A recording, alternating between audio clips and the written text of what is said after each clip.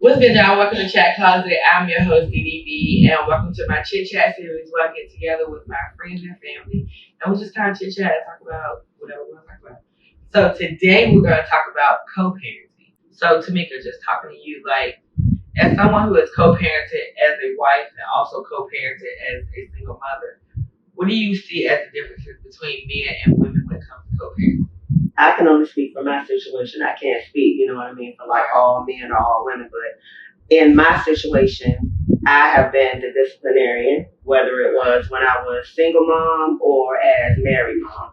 I still have been the disciplinarian, and I definitely have the girls that fall under that daddy's girl category. Right. So dad is not really. So it's like mama discipline, daddy give you whatever you want. Yeah. Okay, so Tasha, tell me what you think. Like, tell me about your co-parenting experience. Like Tamika said, I'm the disciplinary. Right. So it's just like, you know, I'm the bad guy, but it's cool because it's for their own good. Right. And, you know, mine, they grown now, so they see it, they understand. So have you ever bumped heads with your kid's father as far as how you parent at home and how they parent or tell you how to parent? Oh, yes, most definitely. With my daughter, her father would basically act like she couldn't do any wrong. Right. That's what he'll tell her. Right. We talk to you. I would get an earful about why she doing this and why she doing it and why you let it happen. It's kind of like, excuse me, I let it happen. Yeah, well, she stay with you. Oh, okay. So, you know, right. She acting up at school, but, you know, I let it happen. Right. You know, it's just like, no, you know, we both need to talk to her, both got to discipline her, but, you know, it's just me. Yeah. All right, Jay, so tell me about your experience co-parenting. Shout out my baby mom. Yeah, baby mom. I don't want no problems. But for real. But for real, you know what I'm saying? My daughter 19 and we went, you know, we didn't work out of course, but you know what I mean? So my daughter 19, but we went the whole time with no drama, no court system or none of that. Right. We discussed everything, you know what I'm saying? Anybody who know me know I don't like to argue anyway, so. Right. Yeah. I mean, but sometimes you get to argue. No, I don't. I'm not saying like all the time, but if every time, like, if I was your baby mama and every time I bought something to you, kind of like, yes, what you want to do? No. I'm kind of thinking like, well, what do you want to do about it? You know, like, tell me how you feel.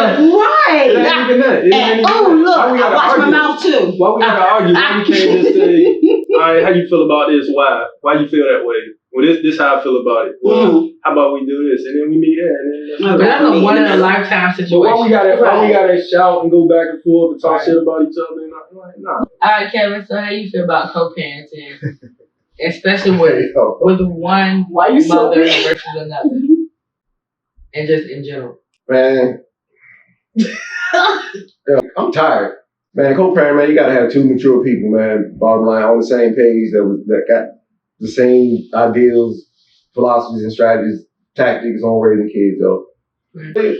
You asked me about could I talk about this on camera or whatever, but I can talk about anything I want to talk about. Mm-hmm. But like I said about the protective order that I got right now, about my daughter's mom took out on me on behalf of my daughter for plucking her, right? Mm-hmm. There is no evidence. Yeah, I plucked her on her arm, right? Mm-hmm. There's no bruise. There's no evidence. There's nothing. I even asked my lawyer, like, because I wasn't even going to get a lawyer, right? Until my partner and my dad convinced me to get a lawyer. He's like, no, you should get a lawyer. I was like, I don't need a lawyer. I can defend myself for this because there's nothing to defend, right? So there's no evidence or anything talking on a podcast about this right here. But this is stupid. But I wanted it's good, right? Because it's like therapy for me. That's what I tell my guys, right? And I told you before, like I learned a whole lot over the past couple of years, emotionally and different things related to my divorce, right? But therapy for me is talking to people that I care about, people that's going to be honest with me and give me real, right? So this is therapy for me. When you talk about, like, I told you before, I wanted to call my daughter's mom several times over the past month, but I didn't, right? Because like we said before, sometimes if people don't learn certain things, they don't get certain things. If you ain't changed, ain't nothing going to change. Me talking to you and trying to get you to understand something, it ain't even going to matter. So you took it to court, we got to go to court, and I'll get things to change within the court, within the judge. And I did something similar with my son's mom when he was born. I went to court 4 days after he was born, right, to get in writing to have the parental custody and visitation, all that stuff, right? Because I never wanted to be a weekend dad, right? Mhm. So if it's in writing, you can't tell me I can't come get him. This is what it is from the beginning, from day one, right? Right. Because there's no legitimacy to any of it. It's stupid, right? And I really wanted to, I could have this conversation because I wanted her to understand where I was coming from, but I just didn't over the past month because it would serve no purpose. But when you say that it's stupid, is it stupid because you don't understand how she feels? No, I totally understand how she feels. So I understand where she's coming from because I understand where she came from. Right. She's written that, and I've told several people this already. I give her this much leeway and benefit of the doubt. Girl, I had to make sure on a person. I was like, is that Jalen? And how she was raised and how she grew up and things that she saw. And she only is trying to protect her daughter from going through the same thing and seeing some of the same things. That's the only leeway that I give her to. And when I say, like, she's not evil, she's not this, she's not being vindictive, she's not doing this, she's doing this because of what she saw. She's trying to protect her. She's going about it the wrong way, totally. Like, none of my actions have ever shown that I put either one of my kids in harm's way or anything. I've been teaching since these kids was born.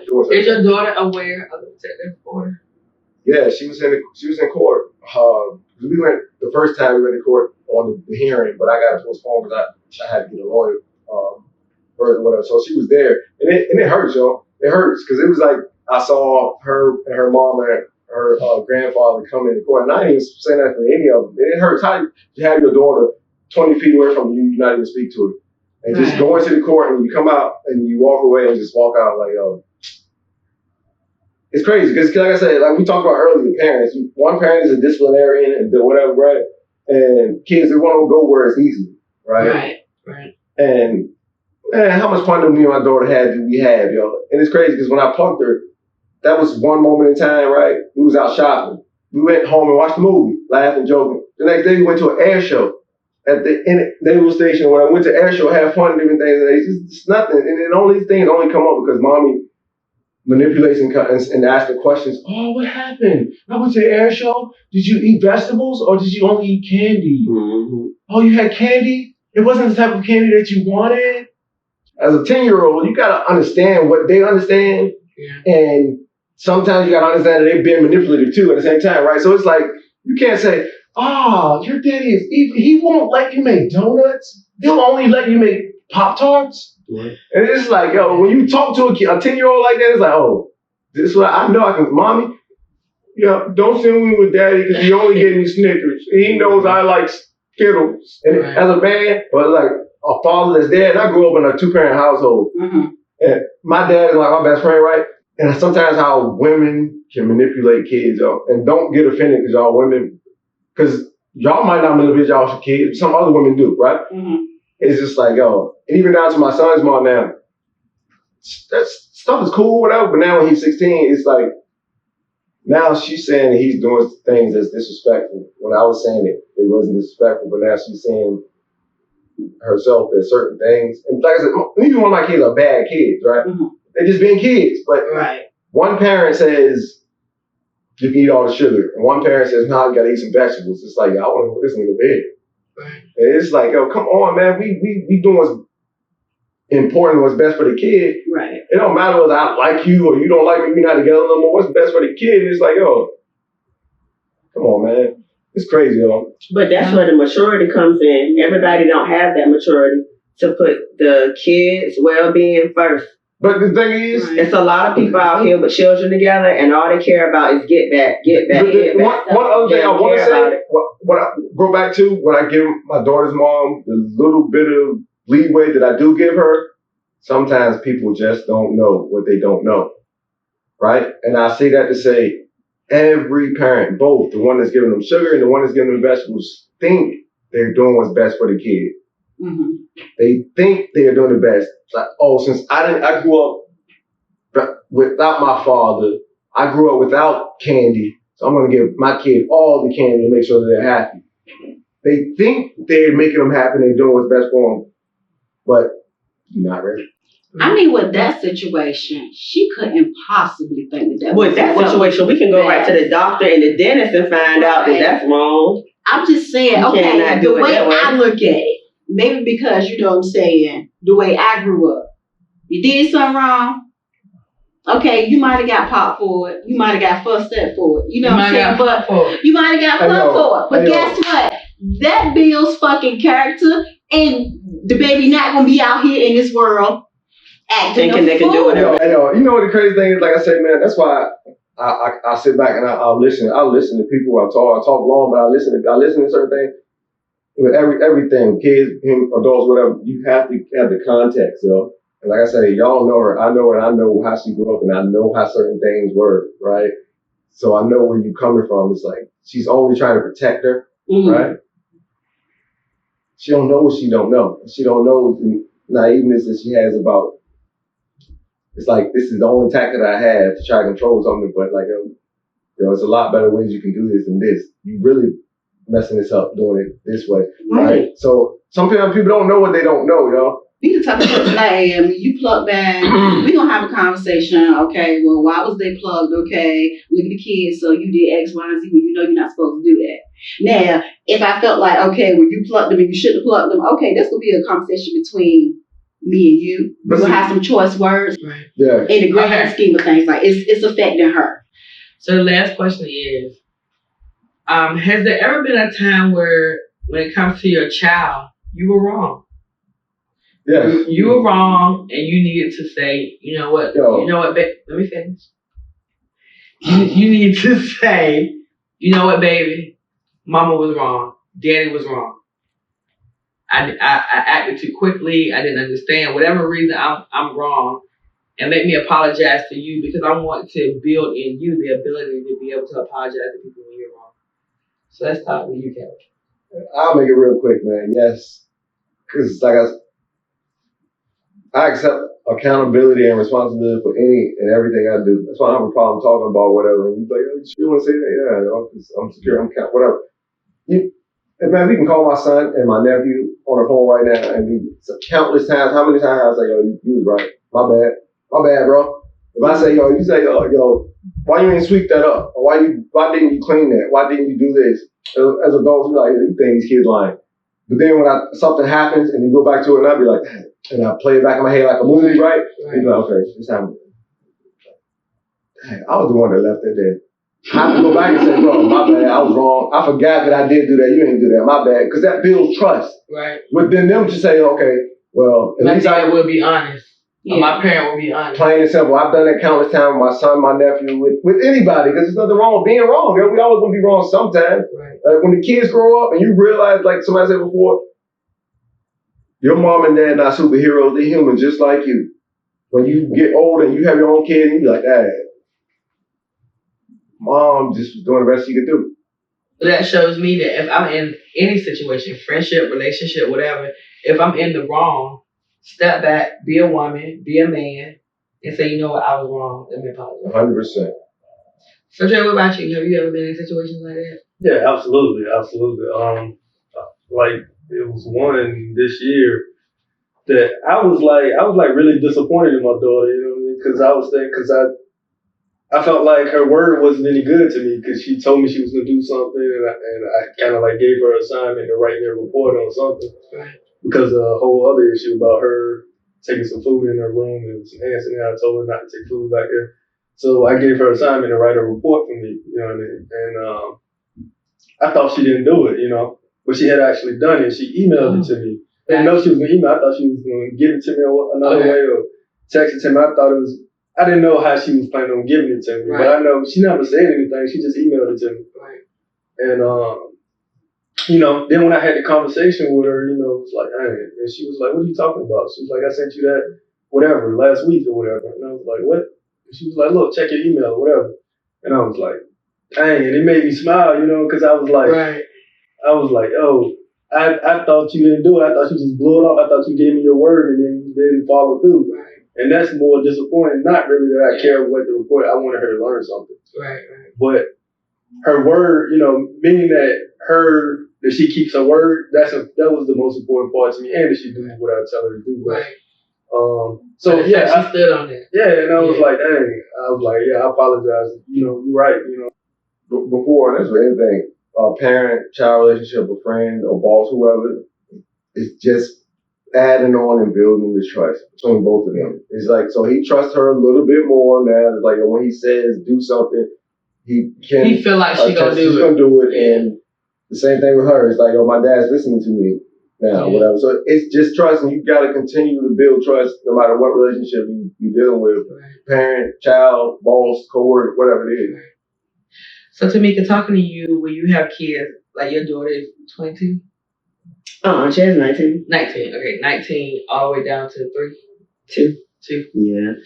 So how do you feel like, is it difficult trying to build trust with each one, or do you feel like I build trust with all my kids so they can just know throughout whatever age they can trust and feel comfortable talking with me, interacting with me? Yeah, but I feel like my big problem I have is consistency. What do you mean by that? Meaning I'm tired sometimes. So you let little ones just do that one day? Sometimes like, for example, today, I told them that if I didn't get home too late, we were going to go to Chuck E. Cheese. That's probably not going to happen today.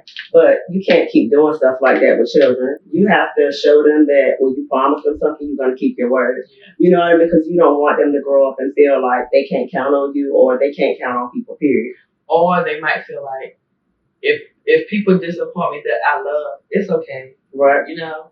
Right. I feel you on that. What about you, Tasha? You have an adult kid. Mm-hmm. So, like, how do you still reconfirm the trust between you and them?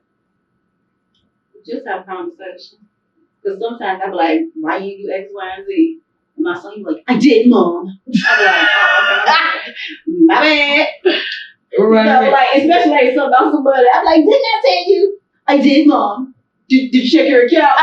No, I didn't. I just felt like you ain't do it, so. Right. And then with the girl, saying, she was like, Ma, I did. And I'm like, oh, okay, my bad, Mookie. She was like, girl.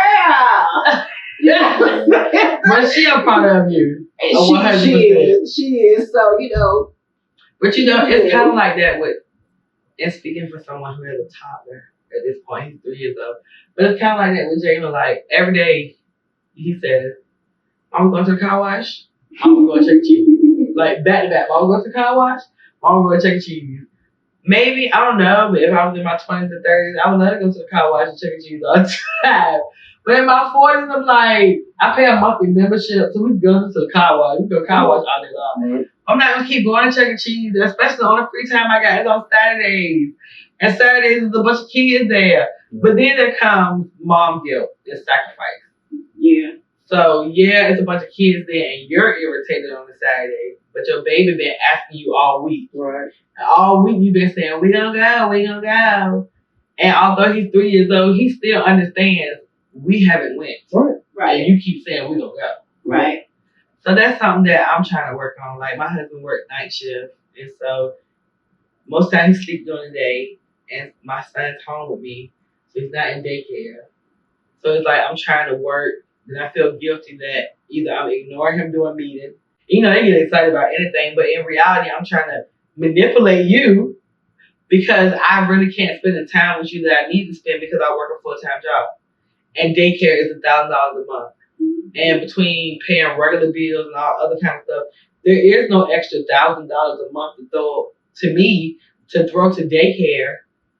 So in between working, trying to be a mama, trying to still be a wife, which is outside of even being a mom, because you still got to try to be attractive and initiating stuff and da-da-da.